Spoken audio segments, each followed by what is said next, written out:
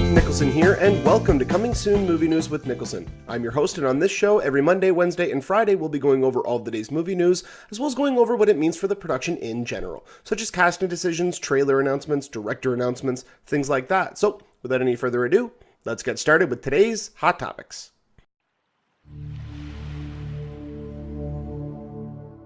This first topic is a bit of a surprising one because anyone who watches my show, or at least saw the Wednesday episode, you know that I stated on the show that Joaquin Phoenix was still a lock for the role of Doctor Strange. And the rumor was that Ethan Hawke had come up. That was not true. That still is not true. But the very next morning, on Thursday morning, news came out that Joaquin Phoenix was not indeed going to be playing Doctor Strange. Now, the one thing that I started doing is I started reaching out to my sources and saying, okay, what happened? Why did you guys tell me that he was still in contention? Because the fact is that at the time, he was. The talks broke down overnight on Wednesday, and by Thursday morning, they officially announced, okay, you know what, the talks have broken down. He is no longer going to be the Doctor Strange. And so I was a little bit bummed about that because I was just starting to come around on the idea of Joaquin Phoenix playing Doctor Strange. I was just starting to get the sense that he could actually portray that. And if you watch my Wednesday episode, you know exactly what I'm talking about, because I spoke about that at great length. Now, the one thing that is just odd to me is a lot of people out there are saying, they think it was one thing or another thing that caused the talks to break down, that he wanted too much money or anything like that. I don't believe that was the case. From my sources, what I understand is he was uncomfortable signing a multi-picture deal without there being concrete scripts. He doesn't like signing up to a project unless he knows everything about it. So therefore, signing with Marvel, you're going to sign at least a 3 to 6 picture deal minimum. And with that means that they don't even have, they have a draft of the first Doctor Strange. But if you're signing a 3 to 6 picture deal, that means at least 3 Doctor Strange movies, and most likely an Avengers appearance, if not 2, as well as an appearance in another film. And I don't think he was very comfortable with that. But I think the biggest part of it was he did not want to sign on to do all of the extended press that people involved with a Marvel film or a comic book movie in general are almost obligated to do. The convention circuits, the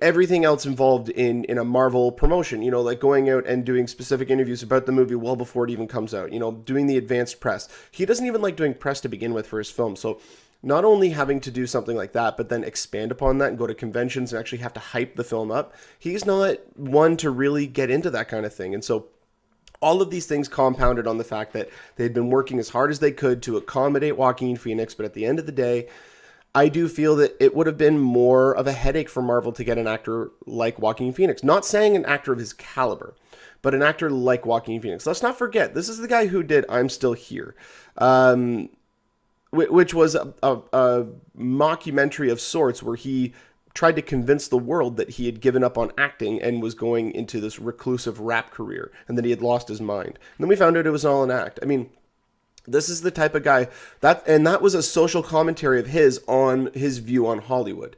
And with that, I don't see him signing up to a massive property like this. Watch, in a couple of weeks, we'll find out that he is going to be attached to the first Star Wars spinoff film or something along those lines. He will eventually sign on to one. To me, it's just really surprising that after all this time, the talks finally have broken down, because it had been concrete. It had been there. Like he was in negotiations. He was their guy. They were no longer looking for anybody else. I'm sure that they had a couple of safety net choices, but for the most part, he was the one who they had signed on. They were banking on him. They were banking on him to come out at Comic-Con in San Diego. But the talks, obviously, clearly now they didn't go through. But at the time, they were not concrete enough for them to announce it. So it really is a shame. But now this looks like it's back to square one for them.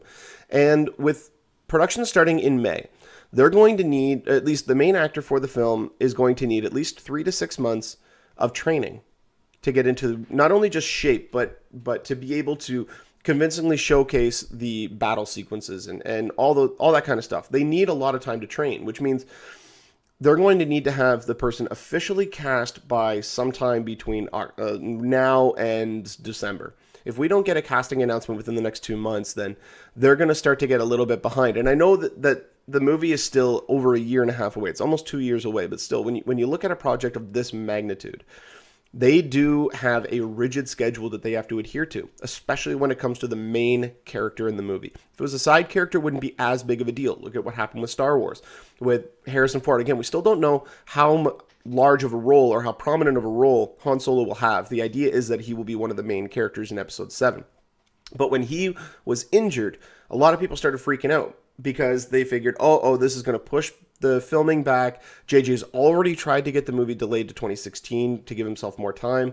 What's this going to do to the production? But what they did was they took other sequences that did not involve Harrison Ford and they shot those in the interim to get those out of the way. So then their end date for production would not have been pushed very far, if any at all. And they were still able to maintain the shooting schedule they had originally designed.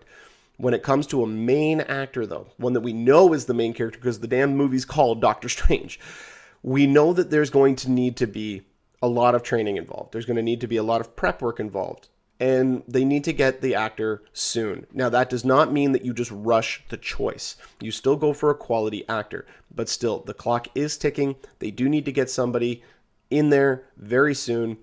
I actually would not be shocked if we got an announcement next week at New York Comic Con. I don't think it's going to happen, but I wouldn't be shocked if we did, because I do think that we're getting the first teaser trailer for Avengers Age of Ultron.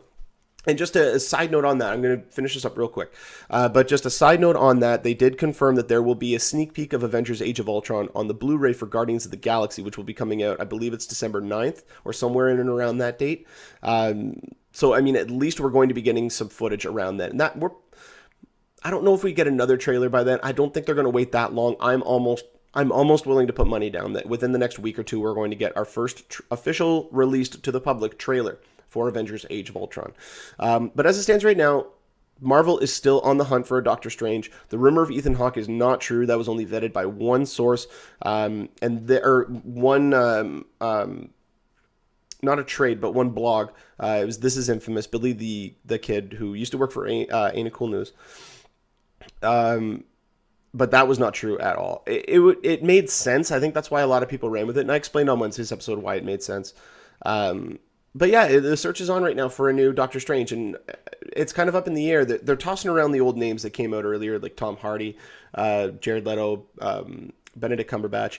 Out of those three, I guarantee Benedict Cumberbatch. I was almost certain that he was going to be the one that they announced at Comic-Con.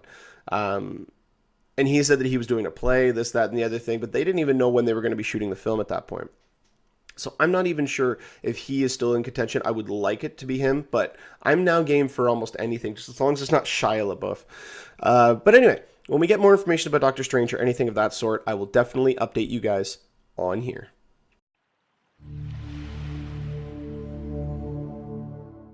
Dwayne Johnson looks to be continuing on his stature of reviving old franchises.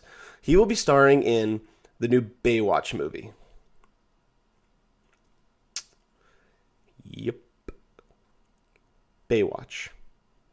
That is what The Rock has resorted to. He is doing a Baywatch movie.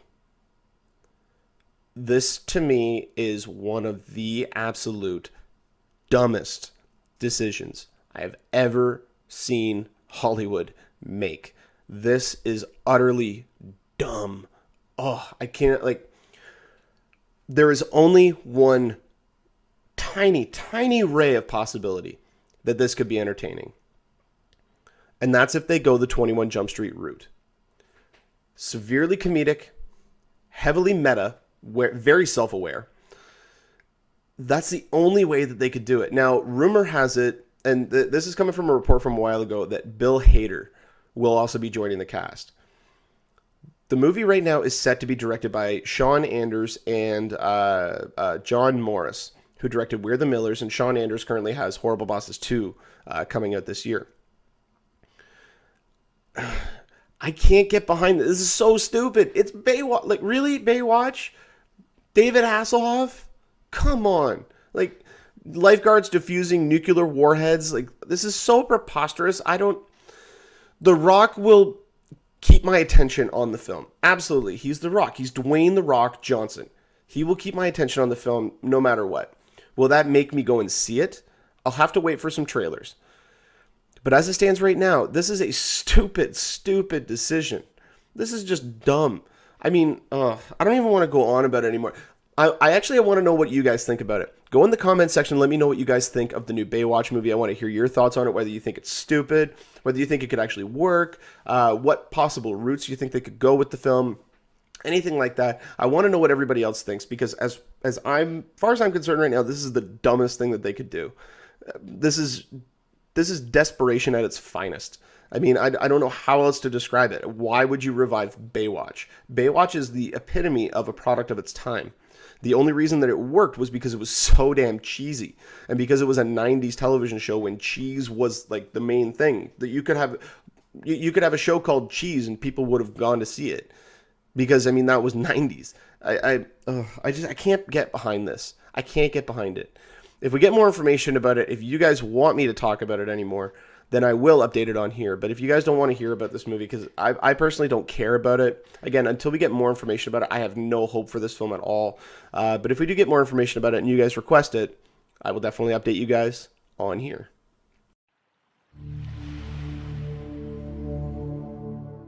We have a brand new trailer here for the upcoming Horrible Bosses 2. Now, the one thing that I took away from this trailer, the reason that the first movie worked so well was the chemistry between the three leads, between Jason Sudeikis, Jason Bateman, and Charlie Day. They look to continue that relationship in this movie wholeheartedly. You can tell these guys are good friends. They really get along very well. But then there's the additions to the movie. You got Christoph Waltz, you got Chris Pine in what looks to be a scene-stealing role. I mean, this movie could bomb. It very well could bomb. Just like Hot Tub Time Machine 2. Comedy sequels are very tough to do, but I have a lot of hope for this film because, first off, you look at the beginning of the trailer with the interview, and there's Keegan-Michael Key there, and oh my god, like, you know, that title's not the official title. You know, I wanted to go with Shower Daddy, and they're like, oh, Shower Daddy is a worst name on every level. And he goes, why would you want your buddy in the shower? Why would you want your dad? So, I mean, you can really see their relationship on screen, like their friendship, their camaraderie on screen. And I think it's really going to be infectious because I think this movie is just going to knock it out of the park. It opens up on November 25th. I'm very much excited about this. And the director of this movie, Sean Anders, is one of the guys who's going to be doing the Baywatch movie. Anyway, I really did like We're the Millers. I thought that was a really funny movie. There were areas, of course, that it could have improved upon. But I still thought it was a really, really, really funny movie. And Horrible Bosses is one of the funniest comedies I've seen in the last several years. I was really excited to hear about a sequel because I want to see more stories about these guys. I'm just curious as to why Jennifer Aniston is in the movie. I don't know. They haven't explained that in the trailers as to why she's there, why they need to go to her, you know. And so I'm excited to see why they are bringing her back. But if it's just a reason just to get Jennifer Aniston back in the movie, it's not going to work. It's going to take you out of the film. But oh my god, does Chris Pine look like he's in top form in this movie. He looks so funny. He needs to do more comedies because that is really where he succeeds. And even with his action films that he does have a little bit of that charm come out. You know, I mean, when just looking at the Star Trek movies, I mean, those are inherently fairly serious films. The first one is a little bit less serious. It's got a lot more humor in it than the second one does. But I mean, you could really just see his charm and his chemistry with everybody just bleed through the screen. And he just looks like he's going to be a standout in this movie. I'm very excited for this film. If you want to check out the trailer, the link is in the description below. I definitely recommend checking it out because the movie looks hilarious. Again, it opens up on November 25th. I can't wait for this movie. I think it's going to be really good. Let me know what you guys think in the trailers, or in the comments section below about the trailer. Well, whether or not you think it's, you know, too repetitive or doing the same thing, because there are elements from the first movie that are reused in this trailer. And that could spell its undoing. That's why I said that it could be bad. But I still have hope. I still think it looks funny. The chemistry between the three guys looks really solid. Yeah, I'm on board. I'm definitely down for it. The movie opens November 25th. If we do get more information about this movie, though, I will definitely update you guys on here.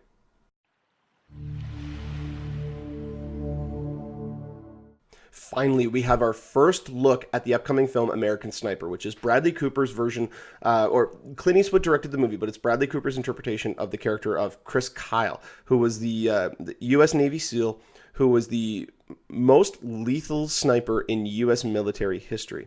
Now, this guy's got a very interesting story. I'm not going to spoil a lot of it because they're going to be covering a lot of this in the film, but It to me, this storyline is almost a direct continuation of Hurt Locker. It's a very similar type of story, but instead of it being bomb disposal, he's a sniper.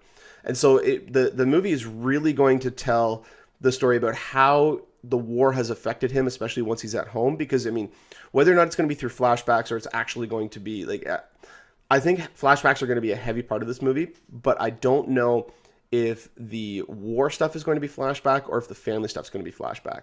That's the one thing that I'm still fuzzy on. But the interesting thing about this movie, to me at least, Clint Eastwood is directing the movie. That doesn't excite me all that much. What does excite me is that up until Clint Eastwood took over the role, Steven Spielberg was going to be doing this movie with Bradley Cooper. And it literally was, Spielberg went, here you go, Clint. Like, he handed it off to him. It wasn't that he dropped out and then Clint Eastwood was in negotiations. He literally handed it to him and said, this would be a better fit for you. I'm working on a couple other projects. I can't do this one. And I mean, one of the more fascinating parts about this movie as well, Bradley Cooper put on over 40 pounds of muscle for this role because he's so committed to this. And you can even see in the trailer, because the trailer is essentially an extended clip. And you really do get a sense of every single tone that the movie is going to go for. You get the fact that even while he's making this decision about whether or not to shoot this kid, and when you watch the trailer, you understand why he's having to be conflicted about making that decision. But I don't know if the trailer's trying to convey this, but it almost appears as though while he is worried about this kid running up on the group of soldiers holding a grenade, whether or not to kill him, he's flashing back and seeing his wedding, the birth of his child. You know, he's witnessing all these events from his life, his personal life, and you could just see in his face the worry and fear about the decision that he's about to make. And then it cuts to black, and you see the title, and then the release date. And it's so effective of a trailer. So effective. This is going to be a major, major awards contender. Also, speaking about awards, this is just going to be very quick. But last night I went and saw Gone Girl. And I did not read the book. Holy God, did I not see anything like that coming. I'm not going to spoil anything, so do not worry. I'm not spoiling a single thing from Gone Girl. Don't you worry. But definitely go and see it. But I think we have right now, I think the race for Best Actress. Actually, I don't even know if Rosamund Pike would get a Best Actress. It would probably be Supporting Actress, if anything. But if she was in the Best Actress category, it would be head-to-head between her and Reese Witherspoon. Reese Witherspoon right now is getting a lot of notoriety from her role in Wild. And, I mean, holy God, was she amazing in that movie. I tweeted it afterwards. I said she is guaranteed to be a Best Actress nomination. Affleck, not so much, and it's not due to his performance. He gave his career best in this movie, by and large. But there is so much more competition in the Best Actor category than there is in the Best Actress. This year is already stacked, and we're only in October. We are now just getting the awards contenders coming out. And December will be when the majority of them come out. So Bradley Cooper right now looks to be a lock for Best Actor. I don't see any way around it. And that's just from this clip. I mean, just looking at everything that you see in this clip this is going to be his third Academy Award nomination. I think it's too early to tell us whether or not he would walk away with it. But one name that I think should be definitely nominated, although I've been hearing rumblings that he probably won't be, is Jake Gyllenhaal for Nightcrawler. And that to me is an abomination. That's like Ben Affleck not being nominated for Best Director for, I almost said Gigli, for Argo. And also, just a quick little side note as well. If you guys haven't checked out, look on YouTube and type in Ben Affleck on Jon Stewart and watch the one that was just this week. It's hilarious. It's so funny. Go and check it out. But anyway, this movie's going to open up on Christmas Day. I cannot wait to see more about it, although Clint Eastwood has disappointed a lot in the past as a director. I mean, he's phenomenal, do not get me wrong, but he has had his missteps. I mean, you look at just, what was the one that he just did? Jersey Boys. You know, you look at Jersey Boys, and Jersey Boys was a misstep and a half. You look at oh, why am I drawing a blank on it? I mean, even some of his early work, like Blood Work. Blood Work was awful. That was just a horrible, stupid movie. I mean, he's had great successes like Mystic River and $1 Million Baby and Gran Torino. But outside of those, he hasn't had, like, the Letters from Iwo Jima movies were not that great. they were more personal, but he's just doing movies now just to do movies, just because he wants to. I mean, he has no one really to say no to him. He's Clint Eastwood. And I mean, you really do have to respect that. So I'm definitely going to be intrigued by checking it out for sure. The movie opens up on December 25th. I'm definitely going to check it out. It's going to be a huge awards contender. I can't wait for this movie. But the fact that Spielberg was involved in directing this movie up until he handed it over to Clint Eastwood, that shows the promise of this story. Because Spielberg right now, he's even said in interviews, he doesn't have any intention of doing any more action films unless the right one comes across, because he finds it boring. He's really into character studies, and the fact that he was going to direct this movie shows how good of a story this is actually going to be. So I can't wait. The movie opens up December 25th. If you get more information about this topic, though, I will definitely update you guys on here.